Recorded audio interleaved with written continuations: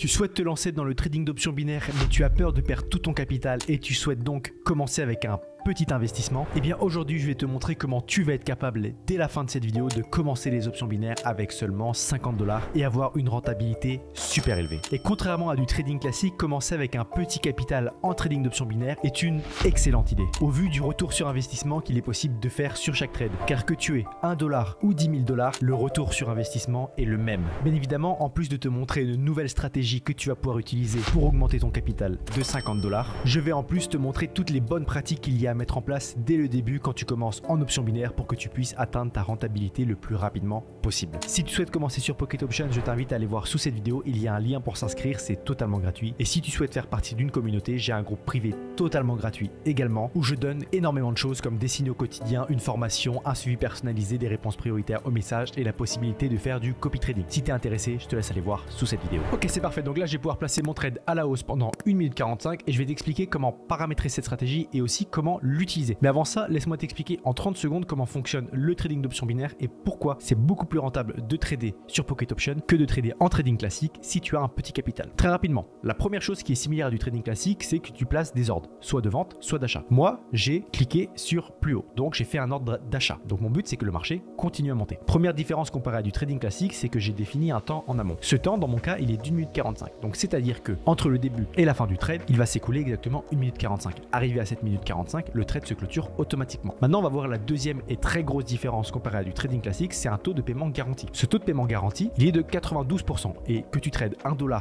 ou 10 000 $ par trade, tu vas pouvoir avoir accès à ce taux de paiement de 92%. Ça veut simplement dire que tu vas récupérer la somme que tu as investie, dans mon cas 5 $ plus 92% de cette somme, ce qui équivaut à 4,60 pour mon cas. Donc là, en 1 minute 45 et donc en un seul trade, j'aurais quasiment fait x2 en simplement cliquant sur un bouton, c'est-à-dire ici, et en suivant des indicateurs très simples à comprendre que je vais t'expliquer juste après. Comme tu peux le voir, le marché continue de monter et maintenant je vais t'expliquer comment fonctionne cette stratégie. Et maintenant je vais t'expliquer comment paramétrer cette stratégie. Donc pour ça, il te faut aller en haut à gauche, juste à côté des marchés, tu cliques sur les bougies et tu prends des bougies classiques en 30 secondes. Une fois que c'est fait, tu cliques sur les indicateurs et tu choisis un fractal et un zigzag. Une fois ça fait, tu cliques sur le crayon du fractal que tu vas laisser en période de 2. Une fois que ça c'est fait, le style, tu vas juste inverser les deux couleurs. De base, c'est vert et rouge, là tu mets rouge et vert. Tu sauvegardes. Maintenant, tu vas les modifier le zigzag en 3, 4, 3 et le style, tu peux mettre n'importe quelle autre couleur, évite juste le rouge, le vert et l'orange pour éviter que ça se confonde avec les bougies. Une fois que c'est fait, tu sauvegardes et tu mets un temps d'1 minute 45. Donc là, pendant que je t'expliquais, je vais pouvoir placer un second trade à la baisse pendant toujours 1 minute 45 et t'expliquer pourquoi là je place un trade à la baisse. C'est très simple. Hop, je vais réouvrir ça, boum. Tu vois, j'ai toujours mon temps à 1 minute 45, j'ai toujours un beau taux de paiement. Tu peux voir que mon temps n'a pas bougé, je suis toujours à 1 minute 45 et j'ai toujours mon taux de paiement supérieur à 90%. Je suis exactement à 92%, donc c'est parfait. Maintenant, je peux voir si les indicateurs me disent de trader et dans quelle direction. Pour commencer, on va regarder le fractal. Ce sont les flèches vertes que tu peux voir au-dessus et en dessous. Donc, les flèches rouges seront toujours au-dessus et les flèches vertes toujours en dessous.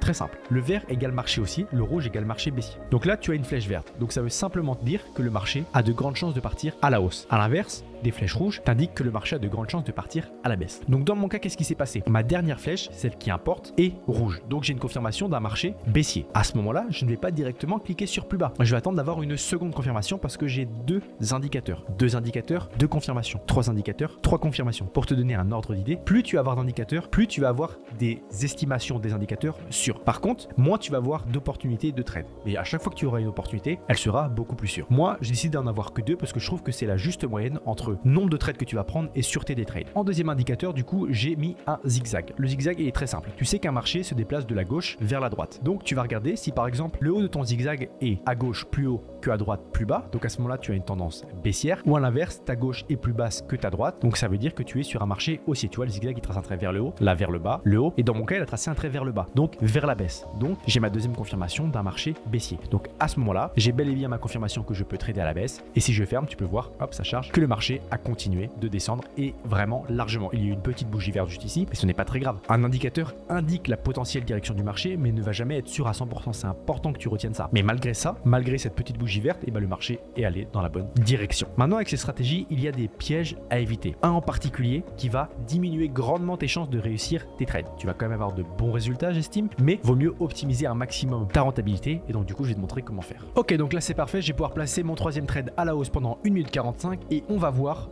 l'erreur principale avec cette stratégie. Ça peut sembler complètement bateau, mais ça va juste être la précipitation. Je m'explique pourquoi. Sur un beau marché haussier comme ça, tu peux avoir le marché qui continue à monter, on va enlever celle-là, mais pour autant avoir comme dernière flèche une flèche rouge. Donc là, tu vois clairement que tu es sur un marché haussier, que tu as ton zigzag qui confirme le marché haussier, mais pour autant, ta dernière flèche va être une flèche rouge. Donc une flèche qui est complètement à l'inverse de ce qui est en train de se passer devant tes yeux. Pour autant, il ne faut absolument pas prendre ton trade à la hausse si tu n'as pas une confirmation comme moi je l'ai eu, c'est-à-dire ici. D'accord? C'est vraiment ta dernière bougie qui prime sur le fractal. Et pourquoi je te dis cela? Parce que en fait, si ton fractal ne confirme pas cette hausse, le marché sans aucune raison, même sur un beau marché haussier comme ça, peut repartir à la baisse d'un coup, comme il s'est passé juste ici. Tu peux voir que là, il y a une magnifique suite de bougies vertes et d'un coup, boum, ça s'écroule. Sauf que toi, imaginons, tu arrives ici, tu dis ah non, c'est bon, j'ai toujours pas de flèche verte, etc., etc., je vais prendre mon trade à la hausse, boum, ça s'écroule. Et c'est ce qui peut se passer si tu n'as pas tes deux confirmations. Donc s'il te plaît, attends bien d'avoir ta double confirmation avec ton fractal vert et ton zigzag qui trace un trait vers le haut. En plus de ça, l'une des erreurs les plus fréquentes, c'est de ne pas regarder son taux de paiement au moment de placer son trade. Parce qu'on est tellement concentré sur ce qui se passe à l'écran qu'au moment de passer le trade, on regarde même pas le taux de paiement. Et comme je te l'ai dit, c'est l'un des facteurs que tu maîtrises. C'est le seul facteur que tu maîtrises à 100% quand tu trades les options binaires. Et donc du coup, optimise-le au maximum. Et la troisième erreur du coup, c'est de ne pas trader dans la tendance du marché. Tu peux voir que moi j'ai tradé à la hausse, malgré le fait que j'avais une confirmation à la baisse juste ici. Pourquoi? Parce que sur les 30 dernières minutes, la tendance du marché, elle est plus haussière que baissière. Donc sur ce genre de marché, tout ce que je vais attendre, c'est que le marché baisse un petit peu comme ici, et ici, placer mon trade à la hausse. Qu'il descende comme ici, et placer mon trade à la hausse. Qu'il descende comme ici, et placer mon trade à la hausse. Et comme ça, j'optimise énormément mes chances de réussir le trade. Parce que sans aucune raison, ici, le marché pourrait repartir à la hausse alors que tu viens juste de placer ton trade à la baisse. Parce qu'une tendance haussière, c'est pas du hasard. Si la tendance monte, c'est qu'il y a plus de personnes qui achètent que de personnes qui vendent. Donc à ce moment-là, tu dois profiter de cet élan pour trader dans la même direction, et donc trader à la hausse quand tu es sur un marché haussier, et trader à la baisse quand tu es sur un marché haussier. Et j'aurais rapidement une petite question pour terminer la vidéo. Est-ce que selon toi, mes 3 trades étaient parfaits? Je te laisse répondre dans les commentaires, et pour ceux qui répondent et qui expliquent le pourquoi du comment, j'aurai peut-être une surprise pour vous. J'ai hâte de voir vos réponses dans les commentaires, et n'oubliez pas que tous les liens importants sont sous cette vidéo. C'était Binaire et Compère. Salut!